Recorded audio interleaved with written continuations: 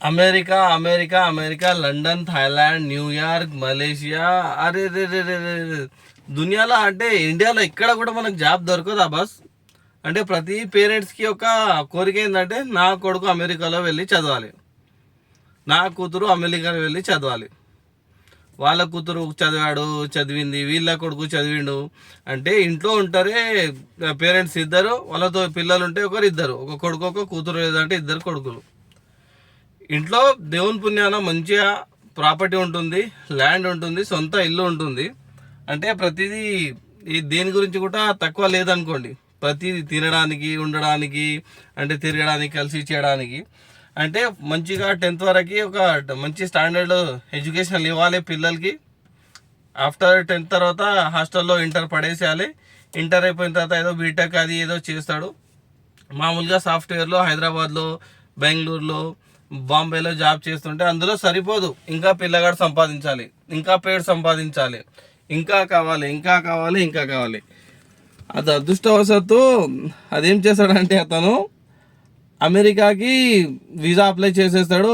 తల్లిదండ్రులు ఫుల్గా ఖుషి అవుతారు. అరే ఊరంతా దావత్, ఊరంతా బంధువులలో పెద్ద హైలైట్. ఎందుకంటే నా కొడుకు అమెరికా పోతుండు, నా కూతురు మలేషియా పోతుంది, నా కూతురు లండన్ పోతుంది. అక్కడ మాత్రం దునియా కోట్లు సంపాదిస్తారు, లక్షలు సంపాదిస్తారు, చాలుగా మాకు అన్నట్టు. అసలు పేరెంట్స్ మీకు అర్థమవుతుందా? మీ పిల్లలు ఈరోజు సొసైటీలో అంటే మ్యారేజ్ అయిపోయిందంటే గతం భార్యను తీసుకొని వెళ్ళిపోవాలి, సపరేట్గా ఉండాలి కాన్సెప్ట్. ఇది ట్రెండ్ అయిపోయింది. మళ్ళీ ఏంటంటే ఫస్ట్ వచ్చేసి ఫోకస్ ఏంటంటే ఓల్డ్ ఏజ్ హోమ్స్కి ఇంత గిరాకు ఉందంటే అక్కడ ఏ దానికి కొదవలేదు అన్నట్టు. పిల్లలు ఏం చేస్తారంటే తల్లిదండ్రులకి, వాళ్ళు అమెరికాలో ఉంటే మంత్లీ వీళ్ళు డబ్బులు పంపిస్తారు తల్లిదండ్రులకి. పిల్లలు సోఫా సెట్టు, టీవీ. అరే నాయన, మీరు వెళ్ళి అమెరికాలో వాళ్ళు ఉండే ఓల్డ్ ఏజ్లో, వృద్ధాప్యంలో వాళ్ళు పిల్లలతోనే ఆడడానికి పిల్లలు ఎక్కడ ఉంటారు? ఉన్న ఇద్దరు పిల్లల్ని అమెరికా పంపించేసి, ఒక పిల్లగాన్ని ఏం చేసిండు, చదివించి అమెరికా పంపించేసాడు. ఆమె వైఫ్ కూడా అదృష్టవశాత్తు ఆమె సాఫ్ట్వేరే, ఆమె కూడా అమెరికాలో జాబ్ చేస్తుంది.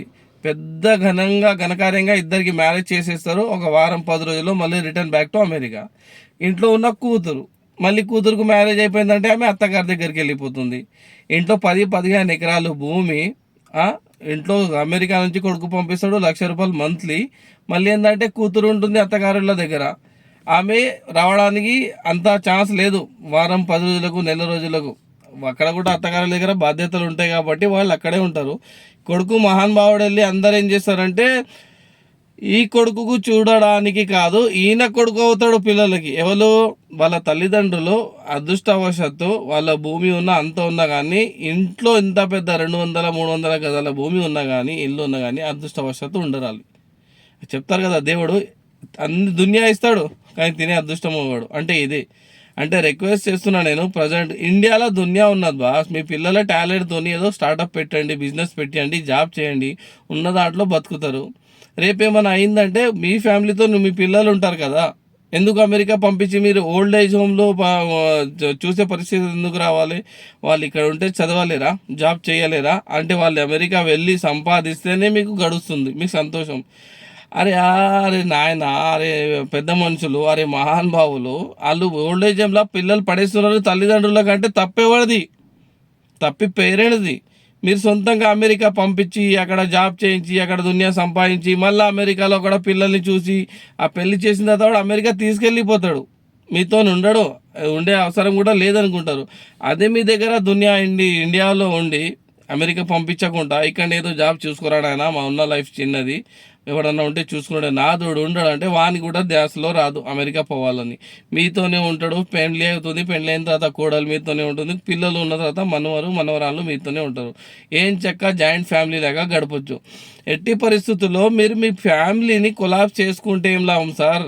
పంపించకండి. మరి అమెరికా వెళ్ళిచ్చిండు వచ్చేసిండంటే కథం. అక్కడ వెళ్ళిన అక్కడ కల్చర్కి అలవాటు అయిపోతారు. కోడలైనా కానీ అక్కడికి వెళ్ళాలి, కొడుకు అయినా అక్కడికి వెళ్ళాలి. మీరు ఇండియాలో ఉండి మంచిగా ఏదో చదువుకున్న పూర్తికి వాడు ఎంతో 15,000-20,000-30,000 సంపాదించిన సరిపోదా? అమెరికా, దుబాయ్, సౌదీలో వెళ్ళే సంపాదించిన జీవితం గడుస్తుందా?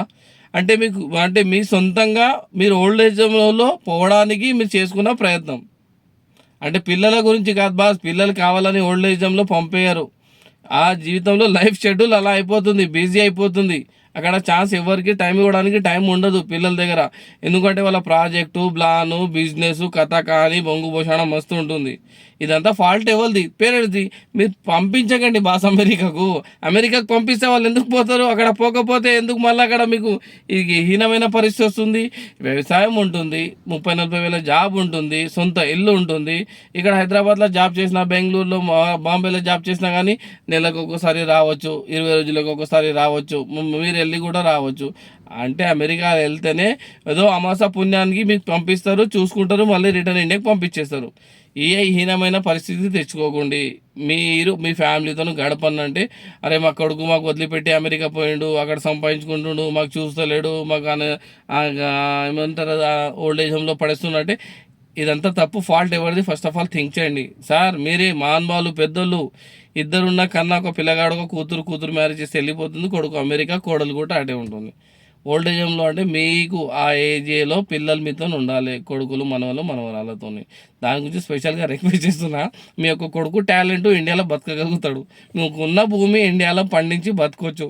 ఇండియాలోనే మన ఇండియాకు పేరు తెచ్చేలాగా వానికి ఏమన్నా స్టార్టప్ పెట్టియండి, వేరేటోళ్ళు కూడా బతుకుతారు. అదేదో దుమారం లేపుకోండి, సరేనా? Okay. Subscribe to my YouTube channel, share, like, comment. Thank you to all.